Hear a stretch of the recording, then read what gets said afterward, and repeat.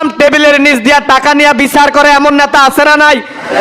আপনি যদি কোরআন দিয়া রাষ্ট্র ব্যবস্থা কায়েম করতে চান, টেবিলের নিচ দিয়া যেই নেতা বিচার করতে গিয়া টাকা গ্রহণ করবে, আল্লাহ রাব্বুল আলামিনের হাবিব বলেন ওই নেতার হাত কাটার বিধান ওই কোরআন বাস্তবায়ন করবে। নাউযুবিল্লাহ পড়ে। টেবিলের নিচ দিয়া টাকা নেওয়া বন্ধ হয়ে যাবে, হেরোইন বন্ধ হয়ে যাবে, গাঁজা বন্ধ হয়ে যাবে, ইয়াবা বন্ধ হয়ে যাবে, জুলুম বন্ধ হয়ে যাবে, জেনা বন্ধ হয়ে যাবে। রাষ্ট্রটার মধ্যে শুধু ইসলাম, শান্তি আর শান্তি, শুধু শান্তি আর শান্তি। মানুষ রাতের অন্ধকারের মধ্যে দিনের মধ্যে যেমন নিরাপদ, কোরআনের রাষ্ট্রটা যখন কায়েম হয়ে যাবে ওই মানুষগুলাও তেমন রাষ্ট্রের মধ্যে তেমন নিরাপদ হয়ে যাবে। মায়ের কোলে সন্তান যেমন নিরাপদ, মায়ের কোলে সন্তান যেমন নিরাপদ থাকে, পৃথিবীর কোন জায়গায় আপনি দেখাতে পারবেন না ছোট্ট একটা বাচ্চা ভূমিষ্ঠ হওয়ার পর সে নিরাপদ থাকবে। পৃথিবীর মধ্যে এমন কোন জায়গা আপনি দেখাতে পারবেন না, এমন কোন জায়গা নাই। নবী করিম সাল্লাল্লাহু আলাইহি ওয়াসাল্লাম বলেন, আমার কোরআন দিয়া, আল্লাহ রাব্বুল আলামিনের কোরআন দিয়া যখন রাষ্ট্রটা পরিচালনা হবে, মায়ের কোলে সন্তান যেমন নিরাপদ, ওই রাষ্ট্রের মধ্যে তার রাষ্ট্রের জনগণগুলাও তেমন নিরাপদ। আল্লাহু আকবার বলেন। সেই সমাজ ব্যবস্থা আমরা চাই কি চাই না? ওমর ফারুক রাদিয়াল্লাহু তাআলা আনহু বললেন, ও পৃথিবীর মানুষেরা, আমি কেমন ওমর? বিশ্বনবী ওমরের ব্যাপারে বলেন, লাউ কানা বাদি নাবিয়্যুন লাকানা ওমর। রাসূলুল্লাহ সাল্লাল্লাহু আলাইহি ওয়াসাল্লাম ওমরের ব্যাপারে বললেন, লা নাবিয়্যা বাদি ওয়ালা রাসূলা, আমার পরে কোনো নবী নাই, আমার পরে কোনো রাসূল নাই।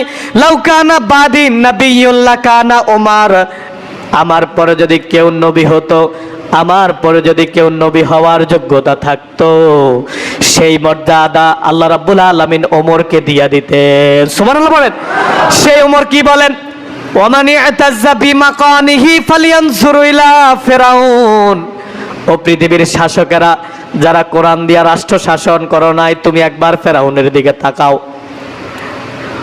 ওমর কত সুন্দর করে বলেন কেমন ওমর ছিলেন। যে ওমর রাস্তা দিয়ে হাঁটলে শয়তান পর্যন্ত ভয় পেত। আল্লাহু আকবার বলেন। যে ওমর রাস্তা দিয়ে হাঁটলে শয়তান পর্যন্ত ভয়ে রাস্তা দিয়ে হাঁটতো না। যে ওমরের বয়স সন্তান মায়ের বুকের দুধ পান, স্তন পান, দুধের স্তনের দুধ পান করত। সেই ওমর বলেন, ওমানি আতাজ্জা বিমাকানিহি ফালিয়ানজুর ইলা ফিরাউন। পৃথিবীর শাসকেরা, যারা কোরআন দিয়ে রাষ্ট্র ব্যবস্থা কায়েম করতে চাও না, যারা কোরআনের রাষ্ট্র ব্যবস্থা কায়েম করতে চাও না, যারা কোরআন দিয়ে রাষ্ট্র ব্যবস্থা কায়েম হোক তুমি চাও না, ইচ্ছাই হোক অনিচ্ছাই হোক তুমি প্রকাশ্যে কথা বলো না, যারা কোরআন দিয়ে রাষ্ট্র ব্যবস্থা কায়েম করে না, তুমি একবার ফেরাউনের দিকে তাকাও। আল্লাহ রাব্বুল আলামিন ফেরাউনকে রাষ্ট্রের ক্ষমতা দিয়েছিলেন, ওই ফেরাউন রাষ্ট্রটা কোরআন দিয়া শাসন করে নাই। আমি ওমর বলবো, যারা কোরআনের রাষ্ট্র ব্যবস্থা কায়েম করতে চাও না, যারা নিজেদের মতবাদ দিয়া রাষ্ট্র ব্যবস্থা কায়েম করতে চাও, তুমি একবার ফেরাউনের দিকে তাকাও। ওমর ফারুক দ্বিতীয় নাম্বার বললেন, ওমানি আতাজ্জা বিমালিহি ফালিয়ানজুর ইলা কারুন। ও পৃথিবীর টাকাওয়ালারা, যারা ক্ষমতা পাইয়া কোটি কোটি টাকা বানাইছ, বিদেশে বাড়ি আছে, দেশে বাড়ি আছে, এমন কিছু নেতা আছে না নাই? ও পৃথিবীর টাকাওয়ালারা, তুমি একবার কারণের দিকে তাকাও।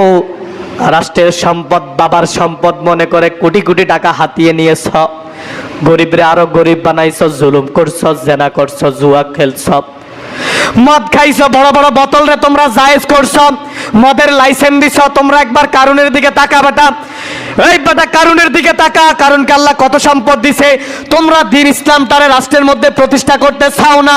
তুমি মুসলমান, নিজের ইমানদার দাবি করা, নামাজ পড়া, 5 ওয়াক্ত ইমামের পিছে দাঁড়াও, সমাজের মধ্যে বড় পাক্কা ইমানদার দাবি করে বসে আছো। আমি ওমর বলি, একবার কারণের দিকে তাকা। আল্লাহ কারণকে কত সম্পদ দিছে, তুই কারণের দিকে তাকা। তুমি মিয়া কয় টাকার মালিক হইছো? সর্বোচ্চ তুমি ইউরোপে বাড়ি বানাইছো, দেশে গাড়ি আছে, বাড়ি আছে, সুন্দরী নারী আছে। আমি ওমরকে, আমি কারণকে আল্লাহ রাব্বুল আলামিন কত সম্পদ দিলেন।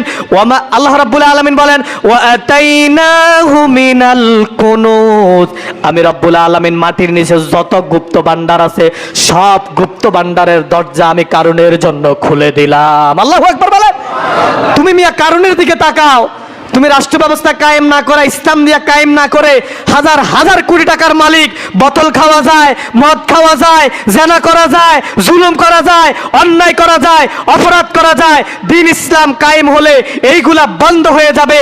এই জন্য তুমি দিন ইসলামের পক্ষে কথা বলো না, এমন নেতা আছে না নাই? তুমি কারুনের দিকে তাকাও, আল্লাহ কারুনকে টাকা দিছে কিন্তু সফলতা দেয় না। এরপর ওমর ফারুক বলেন, ওয়ামানি ইতাজ্জা বিনাসাবিহি ফালিয়ানজুরু ইলা আবি লাহাব। বংশমর্যাদায় যারা নিজকে সফল মনে করো, তুমি পাঠান বংশের লোক, তুমি তমক বংশের লোক, তুমি আরেকজনকে হেও তাচ্ছ তুচ্ছিল্য করো, তুমি আবু লাহাবের দিকে তাকাও। আবু লাহাব ছিল কোরাইশ বংশের লোক, রাসূলের বংশের লোক। রাসূলের বংশের চাইতে আল্লাহর আসমানের নিচে জমিনের উপর আর শ্রেষ্ঠ বংশ। তুমি আবু লাহাবের দিকে তাকাও, শাসক হইয়া তুমি মানুষের প্রতি জুলুম করছো, অন্যায় করছো, অপরাধ করছো। ওই শাসক, তুমি দিন ইসলাম কায়েমের শাসন চাও নাই, কোরআনের বিচার চাও নাই। তুমি ফেরাউনের দিকে তাকাও, আল্লাহ ফেরাউনকে শুটকি বানায়া রাখছে। শুটকি বানায়া এটাই বুঝাইছে, দুনিয়ার শাসকেরা কোরআন দিয়া বিচার করবা না, হাদিস দিয়া বিচার করবা না। ফেরাউনের মতো তোমার পরিণতিও আমি আল্লাহ করার আমার আল্লাহর সুযোগ আছে না নাই? আল্লাহ রাব্বুল আলামিন এমন একটা সমাজ, ফেরাউন থেকে তোমরা শিক্ষা নাও। ফেরাউন ছিল সবচাইতে বড় জুলুমবাজ, টেন্ডারবাজ, সাদাবাজ। ফেরাউনের মতো যারা হবা, দেশ ছাড়া লাগবে, মাতৃভূমি ছাড়া লাগবে, ঘর ছাড়া লাগবে। হয়তো তোমার এমন পরিস্থিতি হবে, রাষ্ট্রের মধ্যে দ্বিতীয়বার ফিরে আসার কোনো সুযোগ হবে না। ফেরাউনের রীতি নিয়ে যদি তুমি বাস্তব